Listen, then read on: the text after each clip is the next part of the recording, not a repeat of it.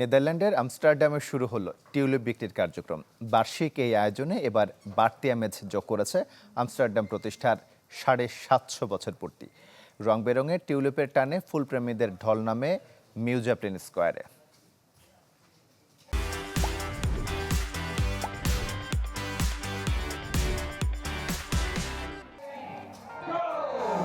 এলো সেই কাঙ্ক্ষিত ক্ষণ। আনুষ্ঠানিকভাবে শুরু হলো বার্ষিক টিউলিপ বিক্রি কার্যক্রম।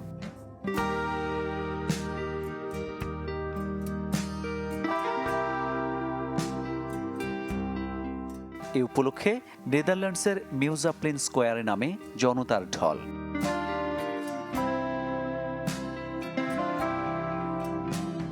ঐতিহ্যবাহী এ আয়োজনে বিনামূল্যে মিলছে নিজের পছন্দ মতো টিউলিপ সংগ্রহের সুযোগ, তাই উচ্ছ্বসিত আগতরা।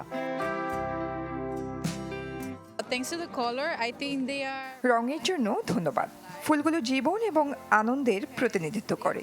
সবই এত প্রাণবন্ত এবং আমি আসলে এটাতে নিজেকে খুঁজে পাই।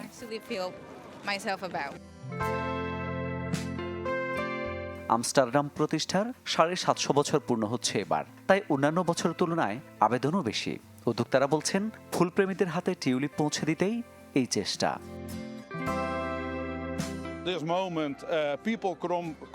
এই মুহূর্তটি দেখার জন্য এত দূর এসেছি আমি। সারা বিশ্ব থেকে মানুষ বিনামূল্যে টিউলিপ নিতে আসে।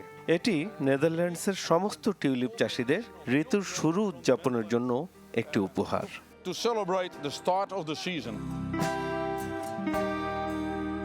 পছন্দমতো বাগান তৈরির জন্য দর্শনার্থীদের সৌজন্যে এবার ২০,০০০ ফুল দিয়েছে ডাচ টিউলিপ চাষিরা।